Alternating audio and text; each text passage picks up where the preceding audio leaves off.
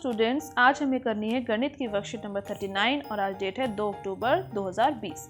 आज की हमारी वर्कशीट का टॉपिक है बेटा पृष्ठीय क्षेत्रफल एवं आयतन। इस वर्कशीट को करने से पहले बेटा याद कीजिए कि आपने द्विआकृतीय यानी द्विआयामीय यानी 2D आकृतियों की समझ पहले से पा रखी है।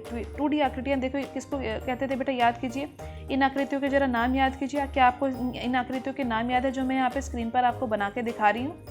सभी आकृतियों के नाम आपको जरूर याद होंगे। याद कीजिए, पहली आकृति कौन सी है? आयत, वेरी गुड। दूसरी आकृति कौन सी है? वर्ग। तीसरी आकृति कौन सी है बेटा? यहाँ पर हमने बनाया है त्रिभुज। और चौथी आकृति है हमारी कौन सी आकृति? वृत्त की आकृति। तो जब इस आकृतियों को मैंने बनाया, खास करके जो मैंने पहली दो आकृतियां बनाई, उनके लिए आपको याद होगा कि उन आकृतियों को बनाते समय आप दो चीजें लिखते थे।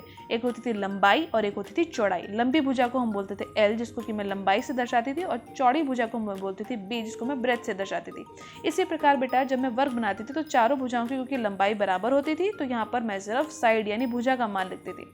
तो जब भी हम द्विआयामीय या द्विविमीय यानी 2 डायमेंशनल आकृतियों के बारे में बात करते हैं तो हम ऐसी आकृतियों के बारे में बात करते हैं जिसकी मैं लंबाई और चौड़ाई नाप सकती हूँ।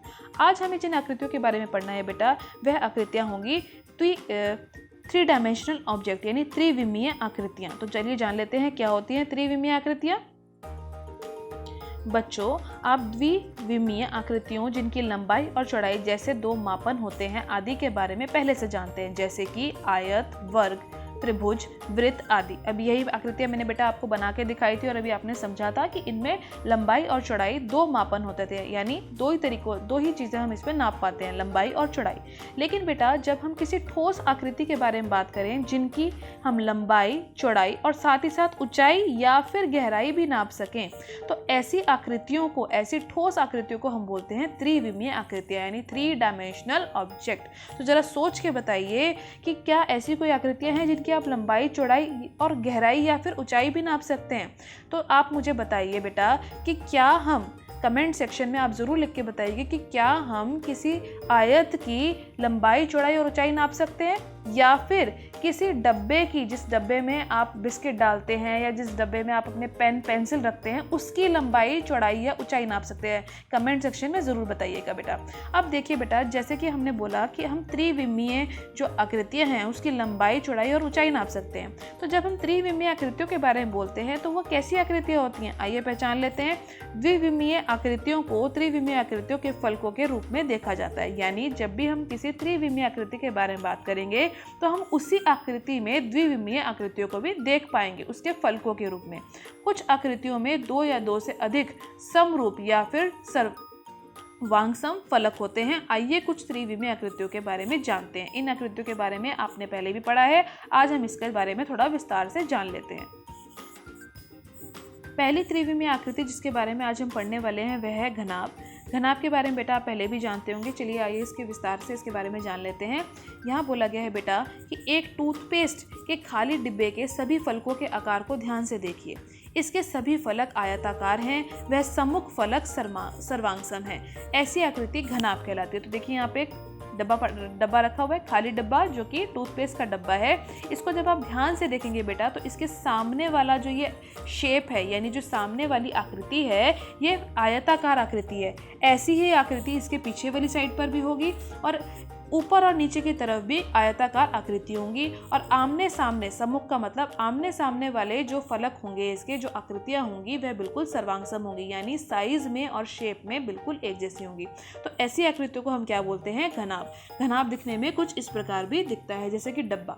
अब यहाँ पर देखिए बेटा, यहाँ पर साथ ही साथ आपसे बोला गया सभी के कोई और 2 उदाहरण देकर सोचिए और लिखिए।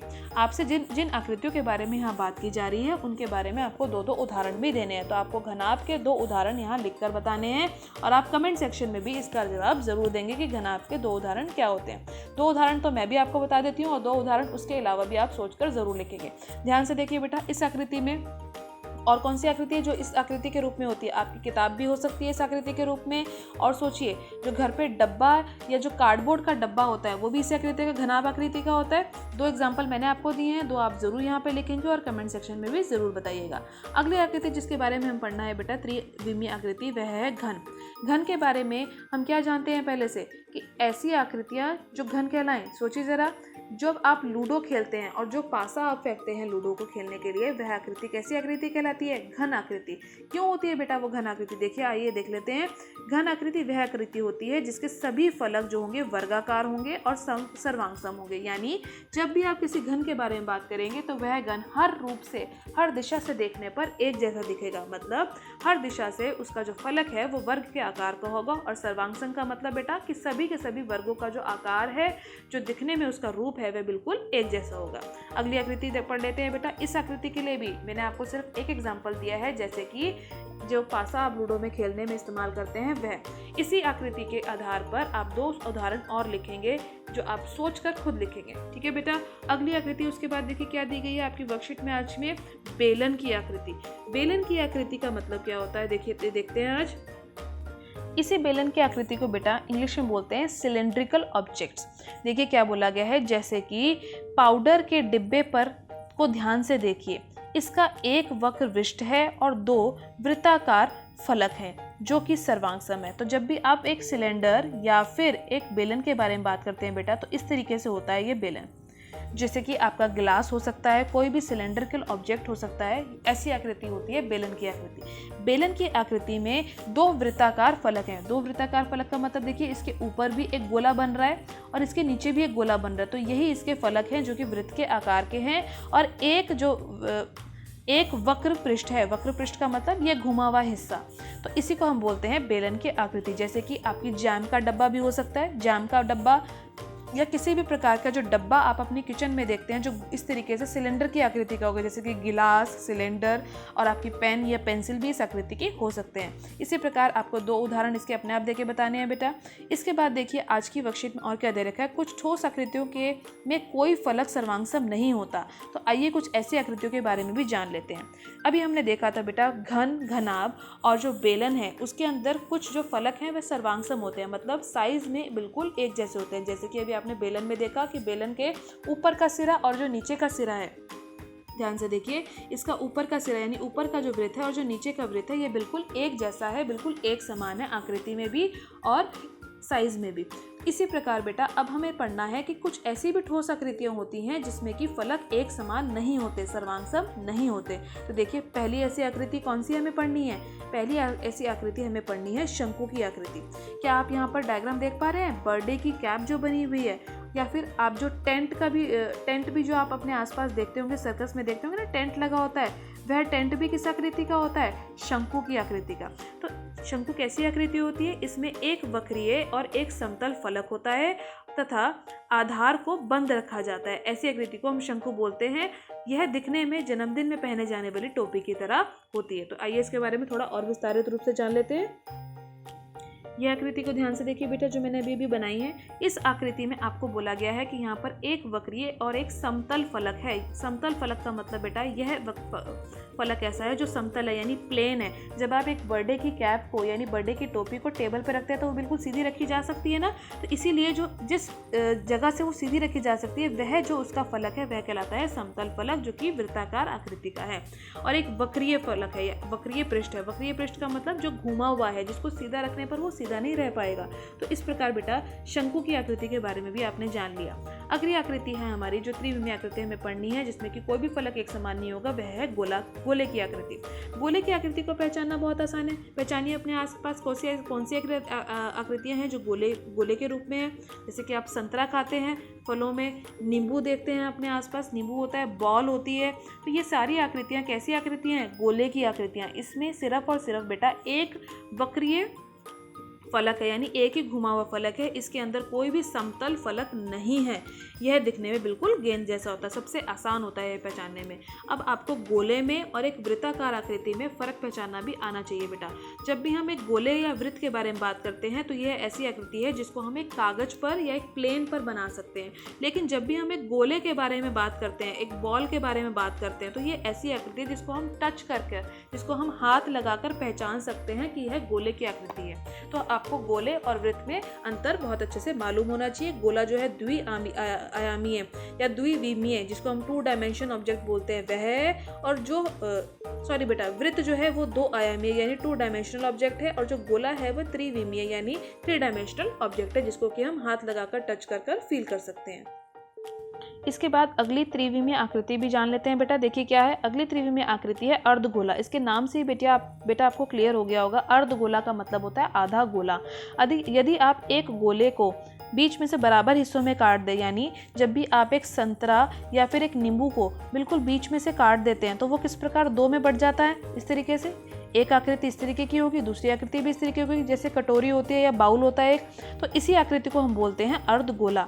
इसमें इस आकृति में एक वक्रीय और एक समतल फलक होता है। एक वक्रीय का मतलब एक ये घुमा हुआ फलक होता है, और एक समतल फलक का मतलब इसका जो ये ऊपर वाला जो फलक है, ऊपर वाला जो हिस्सा है ये समतल होता है और कौन सी आकृति का होता है, वृत्ताकार आकृति का। तो इसको हम बोलते हैं अर्धगोला। तो जितनी भी आकृतियों के बारे में आज बेटा आपने पढ़ा है, आप उसके दो उदाहरण जरूर लिखेंगे और कमेंट सेक्शन में भी उसके दो उदाहरण देकर जरूर बताएंगे। इसके बाद हम आज का अगला टॉपिक देख लेते हैं, जो यहाँ नीचे लिखा गया है बेटा। किसी ठोस का पृष्ठीय क्षेत्रफल उसके सभी फलकों के क्षेत्रफल का योग होता है। यदि ठोस का पृष्ठीय क्षेत्रफल दर्शाने के लिए हम वर्ग इकाई का उपयोग करते हैं, तो इसको समझ लेते हैं बेटा। पहले यहाँ कहा जा रहा है कि किसी भी ठोस आकृति के जो पृष्ठीय क्षेत्रफल होगा वो उसके सभी फलकों का क्षेत्रफल का योग होगा। यानी जब भी आपको बोला जाए कि किसी भी ठोस आकृति का पृष्ठीय क्षेत्रफल निकालिए, तो आप उसके फलक देख लीजिए कि उसके फलकों का आकार क्या है, क्या वह वर्गाकार हैं, क्या वह आयताकार हैं, या किस आकार के भी वे हैं। उन सभी फलकों का क्षेत्रफल निकालिए और उन सबको जोड़ दीजिए, तो आपके पास क्या आ जाएगा, उस ठोस का पृष्ठीय क्षेत्रफल। क्योंकि बेटा जबकि हम पहले ही पढ़ चुके हैं कि क्षेत्रफल किस इकाई में निकाला जाता है, वर्ग की इकाई में, यानी सेंटीमीटर स्क्वायर या मीटर स्क्वायर की इकाई में हम क्षेत्रफल निकालते हैं, वही इकाई आप यहाँ पर इस्तेमाल करेंगे। इसके बाद बोला गया है कि किसी भी त्रिविमीय वस्तु द्वारा घिरी गई जगह का जगह के बारे में जब हम बात करते हैं तो हम बात करते हैं उसकी आयतन के बारे में। यह पहचानना बेटा बहुत आसान है कि कब हमें आयतन निकालना होता है और कब हमें पृष्ठीय क्षेत्रफल निकालना होता है। कभी भी किसी भी आकृति पर मान लीजिए बेटा आपको बोला जाए कि इस आकृति पर, जैसे कि एक सिलेंड्रिकल ऑब्जेक्ट पर या एक घनाभ पर या एक घन पर अगर हमें पेंट करना हो तो हम कहाँ पेंट करेंगे, उसके फलकों पर पेंट करेंगे। उसके जो फलक हैं, जैसे कि अगर मान लीजिए बेटा ये आपकी आकृति है, इस आकृति को हमें पेंट करवाना है, तो अगर हमें पेंट करवाना होगा तो हम कहाँ करेंगे, इसके बाहर पे पेंट करेंगे ना बेटा यहाँ पे। तो इस स्थिति में हम क्या निकालेंगे, इसका पृष्ठीय क्षेत्रफल।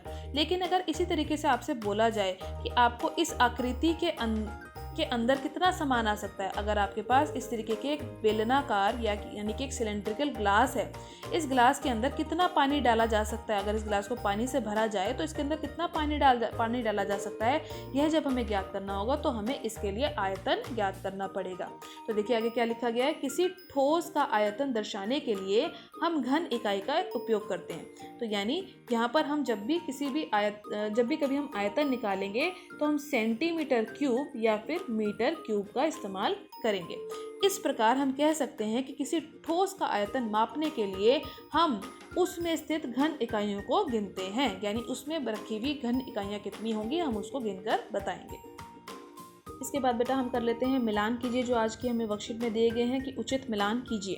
देखिए पहला प्रश्न क्या है, बीच से आधा काटा गया नींबू पहले ऐसा था, जब उसको बीच में से काट दिया गया तो वो किस आकृति में आ गया, पहले गोले की आकृति में था, अब वो आधा हो गया, तो ये क्या बन गया बेटा, अर्धगोला, यानी ई भाग हमारा इसका उत्तर होगा। इसके बाद जूते का डिब्बा कैसा होगा दिखने में, इस प्रकार होगा ना जूते का डिब्बा, दिखने में लंबा सा ऐसा, तो ऐसी लंबी सी आकृति क्या कहलाती है, घनाभ। उसके बाद है फुटबॉल कैसी है, गोल सी, तो पूरा गोला होता है ये, तो ये होगा अर्धगोला यानी डी भाग। इसके बाद लूडो खेलने वाला पासा चारों तरफ से एक जैसा होता है दिखने में, तो ये होगा घन। इसके बाद देखिए ट्यूबलाइट की आकृति कैसी होती है बेटा, बेलन जैसी, वेरी गुड, याद आ गया सभी को। उसके बाद आइसक्रीम कैसा होता है, कोन, आइसक्रीम का कोन खाते हैं ना, और उसी को हम क्या बोलते हैं, शंकु, तो आइसक्रीम का कोन होगा हमारा शंकु। तो आज की वर्कशीट में की गई सभी आकृतियों के बारे में जो आपने जाना है बेटा, आप इस आकृतियों को अपनी कॉपी में बनाएंगे, इसके बारे में लिखेंगे और इसके दो उदाहरण भी लिखकर अपनी कॉपी में अपनी टीचर को सेंड करेंगे। उचित मिलान कीजिए जो सेक्शन है उसको भी अपनी कॉपी में करेंगे, फोटो क्लिक कर टाइम से अपनी टीचर को सेंड करेंगे। आज की वीडियो आपको अच्छी लगी हो तो लाइक ज़रूर कीजिएगा, शेयर करना मत भूलिएगा आज की वीडियो को अपनी फ्रेंड्स के साथ, और चैनल को सब्सक्राइब करना भी मत भूलिएगा ताकि आपको अगले वीडियो की नोटिफिकेशन टाइम से मिल सके। Thank you very much students for watching.